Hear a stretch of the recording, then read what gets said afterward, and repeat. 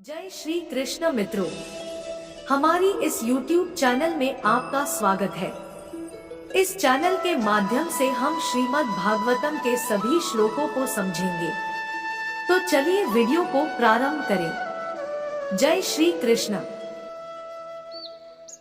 आज के इस वीडियो में हम श्रीमद् भागवतम के प्रथम स्कंद के दूसरे पाठ के 5वें और 6ठे श्लोक को समझेंगे। तो चलिए हम इसके 5वें श्लोक को समझते हैं। मुन्या साधु पृष्ठोहम भवद्भिर्लोक मंगलम यत्कृता कृष्ण संप्रश्नो येनात्मा सुप्रसिद्धि। इस श्लोक का अनुवाद होता है कि हे मुनियों, आपने मुझसे ठीक ही प्रश्न किया है। आपके प्रश्न श्लाघनीय है, क्योंकि उनका संबंध भगवान कृष्ण से है और इस प्रकार वे विश्व कल्याण के लिए हैं। ऐसे प्रश्नों से ही पूर्ण आत्मतुष्टि हो सकती है। अब हम इस अनुवाद का अर्थ समझते हैं। चूंकि पहले कहा जा चुका है कि भागवत के द्वारा परम सत्य को जाना जा सकता है, अतएव नैमिषारण्य के ऋषियों के प्रश्न उचित है, क्योंकि उनका संबंध पूर्ण पुरुषोत्तम परमेश्वर परम सत्य भगवान श्री कृष्ण से है। भगवद गीता में भगवान कहते हैं कि सारे वेदों में भगवान कृष्ण की खोज की उत्कंठा के अतिरिक्त और कुछ भी नहीं है। इस तरह कृष्ण संबंधी प्रश्न सारी वैदिक जिज्ञासाओं के सासमाहार है। सारा संसार प्रश्नों तथा उत्तरों से परिपूर्ण है। सारे पक्षी, पशु तथा मनुष्य शाश्वत प्रश्नों एवं उत्तरों में व्यस्त है। भोर होते ही सारे पक्षी अपने अपने नीड़ों में प्रश्नों तथा उत्तरों में लग जाते हैं और शाम होते ही वही पक्षी वापस आकर पुनः प्रश्नोत्तर में व्यस्त हो जाते हैं। मनुष्य भी जब तक प्रगाढ़ निद्रा में सो नहीं जाता, प्रश्नोत्तर में व्यस्त रहता है। व्यापारी बाजारों में प्रश्नोत्तर में लगे रहते हैं और इसी प्रकार न्यायालय में वकील तथा विद्यालयों एवं महाविद्यालयों में विद्यार्थी भी व्यस्त रहते हैं। सांसद भी संसद में प्रश्नोत्तर में ही लगे होते हैं और राजनीतिज्ञ तथा प्रेस प्रतिनिधि भी प्रश्नोत्तर में मशगूल दिखते हैं। जबकि ये लोग जीवन भर ऐसे प्रश्न तथा उत्तर करते रहते हैं, किंतु रंचमात्र तुष्ट नहीं हो पाते। आत्मा की तुष्टि तो केवल कृष्ण विषयक प्रश्नोत्तरों से ही हो सकती है। कृष्ण हमारे अंतरंग स्वामी, मित्र, पिता या पुत्र तथा माधुर्य प्रेम के लक्ष्य हैं। कृष्ण को भूलकर हमने प्रश्नों तथा उत्तरों के अनेक विषय बना लिए हैं, किंतु इनमें से किसी से भी हमें पूर्ण तुष्टि नहीं हो पाती। कृष्ण के अतिरिक्त सारी वस्तुएं क्षणिक तुष्टि प्रदान करने वाली है। अतः यदि हम पूर्ण तुष्टि चाहते हैं, तो हमें कृष्ण विषयक प्रश्नों तथा उत्तरों को ग्रहण करना होगा। बिना प्रश्न किए या उत्तर दिए हम क्षण भर भी जीवित नहीं रह सकते। चूँकि श्रीमद् भागवत कृष्ण विषयक प्रश्नों तथा उत्तरों को बताने वाला ग्रंथ है, अतएव हम इस दिव्य साहित्य के पठन तथा श्रवण मात्र से परम तुष्टि प्राप्त कर सकते हैं।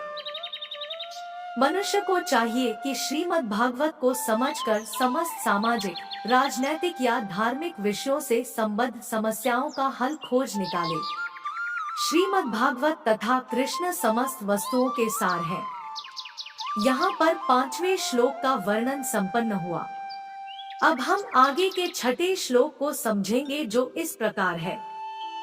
सवै पुंसा परो धर्मो यतो भक्तिर्धोक्षजे अहेतुके प्रत्येता ययात्मा सुप्रसिद्धि। इस श्लोक का अनुवाद होता है कि संपूर्ण मानवता के लिए धर्म वही है जिसके द्वारा सारे मनुष्य दिव्य भगवान की प्रेममयी भक्ति प्राप्त कर सके।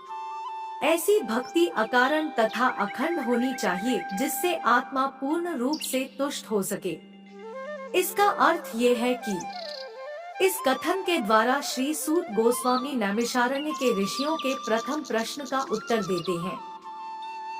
ऋषियों ने सूत जी से अनुरोध किया था कि वे समस्त प्रामाणिक शास्त्रों का सार प्रस्तुत करें, जिससे पतितात्माएं या जनसामान्य उसे सरलता से ग्रहण कर सके। वेदों में मनुष्य के लिए 2 प्रकार की वृत्तियां बताई गई है। एक प्रवृत्ति मार्ग या इंद्रिय भोग का मार्ग कहलाती है और दूसरी निवृत्ति मार्ग या त्याग का मार्ग कहलाती है। भोग का मार्ग निकृष्ट है और परम कारण के हेतु निवृत्ति का मार्ग श्रेष्ठ है।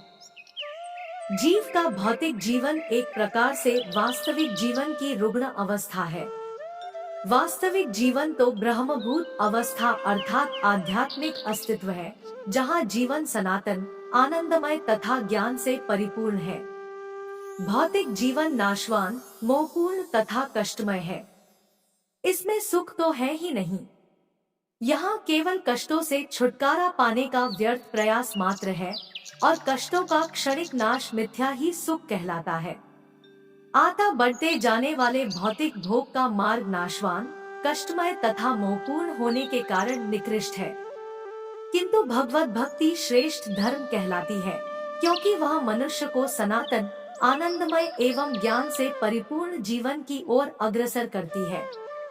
जब इसमें निकृष्ट गुण मिल जाते हैं तो यह कभी कभी दूषित हो जाती है। उदाहरणार्थ, भौतिक लाभ के लिए की गई भक्तिमय सेवा प्रगतिशील निवृत्ति मार्ग में बाधक है। इस रुग्ण जीवन को भोगने की अपेक्षा संन्यास या सर्वत्याग श्रेष्ठतर वृत्ति है। ऐसे भोग से केवल रोग के लक्षण बढ़ते हैं और उसकी अवधि भी बढ़ जाती है। अतः भगवत भक्ति शुद्ध होनी चाहिए, अर्थात उसमें भौतिक सुखोपभोग की रंचमात्र कामना नहीं रहनी चाहिए। आता मनुष्य को चाहिए कि वृथा की कामना, सकाम कर्म तथा दार्शनिक तर्क वितर्क से रहित भगवत भक्ति रूपी उच्च कोटि की वृत्ति को स्वीकार करे। इसी से उनकी सेवा में शाश्वत संतोष प्राप्त होगा। हमने जानबूझकर धर्म को वृत्ति कहा है, क्योंकि धर्म शब्द का मूल अर्थ है वह जो किसी के अस्तित्व को संभाले रखता है। जीव के अस्तित्व इसी बात पर निर्भर है कि वह अपने कार्यों को भगवान कृष्ण के साथ अपने सनातन संबंध में समन्वित करे। कृष्ण समस्त जीवों के मध्यवर्ती घुरी है और वे अन्य समस्त जीवों अथवा शाश्वत रूपों में सर्वाकर्षक व्यक्तित्व है। प्रत्येक एवं समस्त जीवों का दिव्य जगत में एक शाश्वत रूप होता है और कृष्ण उन सबों के लिए परम आकर्षक है। कृष्ण परम पूर्ण है और अन्य सभी उनके अंश प्रत्यंश है। इनमें सेवक तथा सेव्य का संबंध है। यह दिव्य है और हमारे भौतिक अनुभव से सर्वथा भिन्न है। यह सेवक सेव्य भाव घनिष्ठता का सर्वाधिक अनुकूल रूप है। जैसे जैसे भक्तिमय सेवा की प्रगति होगी, मनुष्य को इसका अनुभव होगा। हर व्यक्ति को इस भौतिक अस्तित्व की बद्ध अवस्था में भी भगवान की दिव्य प्रेम में भक्ति करनी चाहिए। इससे मनुष्य को क्रमशः वास्तविक जीवन का संकेत प्राप्त हो सकेगा और पूर्ण तुष्टि का आनंद मिलेगा। यहाँ पर छठे श्लोक का वर्णन भी संपन्न हुआ। आज का ये हमारा वीडियो संपन्न हुआ। अगर आपको हमारा ये वीडियो पसंद आया हो तो वीडियो को लाइक और चैनल को सब्सक्राइब करना बिल्कुल भी ना भूलें और इस वीडियो को ज्यादा से ज्यादा शेयर करके इस दिव्य ज्ञान को सभी लोगों तक पहुंचाने में हमारी सहायता करें। अब हम अगले वीडियो में बाकी के श्लोकों को समझेंगे। जय श्री कृष्ण मित्रों।